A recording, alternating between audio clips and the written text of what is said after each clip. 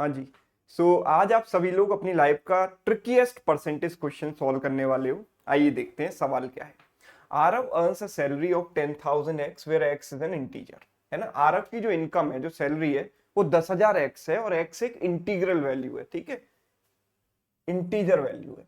इस salary is increased by x% and the salary becomes 10,000 p। अगर x% इसको बढ़ा देते हैं तो 10,000 p बन जाती है, where p is a perfect square. p अपने आप में एक परफेक्ट स्क्वायर है। ठीक है, तो हमें यहां पर जो दिया गया है, ये x एक इंटीजर है, जो जो काम की चीजें उन्हें आप लिख लो, x एक इंटीजर है और p अपने आप में क्या है, परफेक्ट स्क्वायर। ठीक है, परफेक्ट स्क्वायर। ठीक है, तो what is the salary of Aarav after the increase. Increase होने के बाद आरव की सैलरी क्या होगी, ये हमें बताना है। तो कैसे इस सवाल को करेंगे, देखो सबसे पहले 10,000 एक्स इनिशियल सैलरी थी, 10,000 एक्स, फिर हमने इसमें इसका x% जोड़ा। तो इसका x% क्या होगा, तो इसका x% निकालने के लिए इसको x बाई 100 से मल्टीप्लाई करेंगे, यानी 10,000 एक्स इंटू एक्स बाई 100, यानी इसका 10% x% हमने इसमें बढ़ा दिया, तो ये सैलरी कितनी हो जाती है, 10,000 p। है ना, 10,000 p इतनी बन जाती है। राइट, 10,000 10,000 10,000 हम काट सकते हैं। ठीक है, तो ये बन जाएगा x plus x square by 100, x plus या x square by 100 plus x बराबर p, इतना बन जाएगा। यस, अब क्या करें इसके आगे, चलो 100 से गुणा कर देते हैं। 100 से गुणा करेंगे तो एक्स स्क्वायर प्लस 100x बराबर 100p। अब इससे आगे आप कैसे बढ़ोगे, आप p की वैल्यू कैसे निकालोगे। p is a perfect square, p की ऐसी वैल्यू हमें निकालनी है ताकि x एक इंटीजर आ जाए और p एक परफेक्ट स्क्वायर आ जाए और ये इक्वेशन भी सेटिस्फाई हो जाए। अब ऐसे हिट एंड ट्रायल से निकालेंगे तो बहुत समय लग जाएगा। x एक इंटीजर है, x 1 भी हो सकता है, 2 भी हो सकता है, 3 हो सकता है, 4 हो सकता है, कहां जाके आपको p एक परफेक्ट स्क्वायर मिलेगा नहीं पता। राइट, भाई फिर कैसे हम इसमें आगे प्रोसीड करें, तो ये सोचने वाली बात है थोड़ी सी यहाँ पर। तो चलिए सोचते हैं, समझते हैं इसको। देखो हमें क्या करना है यहाँ पर, एक काम करते हैं, इसको परफेक्ट स्क्वायर बनाया जा सकता है बिल्कुल। a plus b whole square होता है a square plus 2ab plus b square. Right, तो उस फॉर्मेट में इसको लेकर आते हैं। देखो इसको हम लिख सकते हैं 2 into 50 into x, 2 into 50 into x, ऐसे लिख सकते हैं इसको।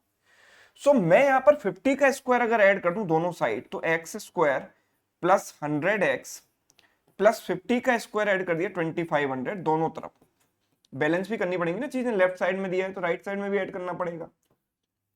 2500 ऐड कर दिया, तो it becomes x plus 50 whole square बराबर, ये हो गया 100। 100 अगर कॉमन ले लिया तो अंदर क्या बचेगा, p प्लस 25। राइट, ओके, इसके आगे हम क्या करें, एक काम करते हैं कि स्क्वायर रूट लेते हैं। x प्लस 50 बराबर कितना आएगा, इसका स्क्वायर रूट हो गया 10 और इसका स्क्वायर रूट हो गया रूट, दिस इज 5 स्क्वायर लिख सकते हैं इसको, plus p। Right, 5 square plus p लिख सकते हैं, यस लिख सकते हैं।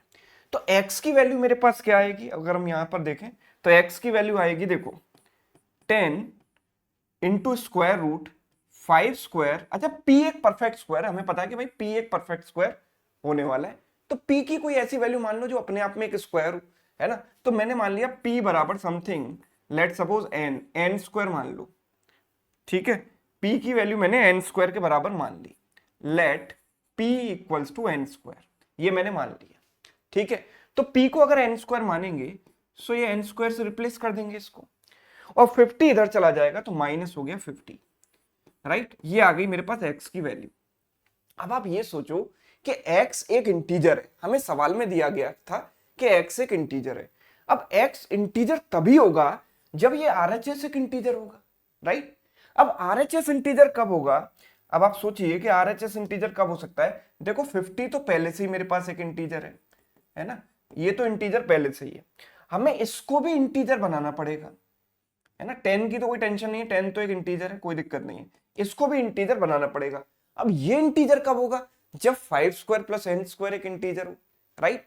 अब दो नंबर्स के स्क्वायर का सम भी एक परफेक्ट स्क्वायर आए, ऐसा कब होता है? ए स्क्वायर प्लस बी स्क्वायर बराबर सी स्क्वायर आ जाए, ये कब पॉसिबल है? जब तीन नंबर पाइथागोरियन ट्रिपलेट्स हो, मतलब राइट एंगल ट्रायंगल की साइड्स हो। अगर राइट एंगल ट्रायंगल की साइड होती है ए बी सी, तो हम कह सकते हैं a square plus b square बराबर होता है सी स्क्वायर के, है ना। So a b c are called Pythagorean triplets, ठीक है। अब सबसे बेसिक जो पाइथागोरियन ट्रिपलेट्स होता है वो होता है 3 4 5। आप सभी जानते हो 3 स्क्वायर प्लस 4 स्क्वायर बराबर 5 स्क्वायर, तो 3 4 5 जो है राइट एंगल ट्रायंगल की साइड होती है। लेकिन 3 4 5 कब होगा? जब यहां 3 हो, यहां 4 हो और यहां 5 हो। अब मुझे बराबर में 5 स्क्वायर थोड़ी चाहिए, मुझे तो 5 स्क्वायर इधर चाहिए, है ना। यहां पर 5 चाहिए, यहां पर कुछ और यहां पर कुछ और, है ना। बराबर 5 चाहिए होता तो 3 स्क्वायर प्लस 4 स्क्वायर अगर होता तो बराबर में 5 स्क्वायर हो जाता, लेकिन 5 स्क्वायर तो मुझे प्लस वाले ए और बी में से कोई एक चाहिए ना। तो 5 से स्टार्ट होने वाला पाइथागोरियन ट्रिपलेट कौन सा होता है? तो सबसे सरल पाइथागोरियन ट्रिपलेट होता है 5 से स्टार्ट होने वाला, 5 12 13, है ना, जो सभी लोग जानते हैं, है ना।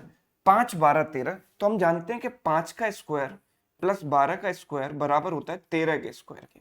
तो पाइथागोरियन ट्रिपलेट की नॉलेज थोड़ी बहुत होना जरूरी है इस अप्रोच को लगाने के लिए। तो 5 स्क्वायर प्लस 12 स्क्वायर बराबर 13 स्क्वायर आ जाएगा, जो कि परफेक्ट स्क्वायर है। 13 square is a perfect square, right. तो अगर मैं n की वैल्यू 12 रख देता हूं, राइट, n की वैल्यू मैंने अगर 12 रख दी, तो ये क्या बन जाएगा? 5 स्क्वायर प्लस 12 स्क्वायर बराबर 13 स्क्वायर, जो कि परफेक्ट स्क्वायर है। तो 13 स्क्वायर का स्क्वायर रूट हो जाएगा 13, 13 माइनस 13 इंटू 10 130, 130 माइनस 50, तो x की वैल्यू हो जाएगी 10 इंटू 13 माइनस 50, तो 130 माइनस 50 यानी 80, ये x की वैल्यू आ जाएगी। पर x की वैल्यू थोड़ी पूछी है यहाँ पर, ठीक है। यहाँ पर पूछा गया है what is the salary of Aarav after the increase. Increase के बाद सैलरी क्या है? तो इंक्रीज के बाद सैलरी हमें पता है कि क्या थी, 10,000 p। अब p की वैल्यू मुझे ऑलरेडी पता है, राइट, p की वैल्यू तो हमें पता है ना। तो 10,000 into what is the value of p। अब सिंस n की वैल्यू 12 है ना, n की वैल्यू 12 है, तो p की वैल्यू कितनी हो गई? n की वैल्यू रख दी 12, 12 का स्क्वायर 144, तो 10,000 इंटू 144, तो this is 144 followed by 4 zero. ये मेरा आंसर हो गया, यानी कि option c is correct answer, right. तो ये था भाई हाई लेवल परसेंटेज का एक सवाल, ठीक है। अगर किसी को कोई और अप्रोच इसकी समझ में आ रही है तो मुझे कमेंट करके जरूर बताना। और आप सबके लिए एक चैलेंज भी है यहाँ पर कि अगर आपको इससे भी ज्यादा हाई लेवल क्वेश्चन परसेंटेज का कोई मिलता है तो कमेंट करके उसको जरूर बताएं, कमेंट में इसको टाइप करें। आगे आने वाली क्लासेस में हम उनको डिस्कस करेंगे, ठीक है। तो इस सेशन आपको कैसा लगा ये जरूर बताइएगा। अगर अच्छा लगा है तो वीडियो को लाइक कीजिए, ज्यादा से ज्यादा दोस्तों के साथ शेयर कीजिए। Thank you so much.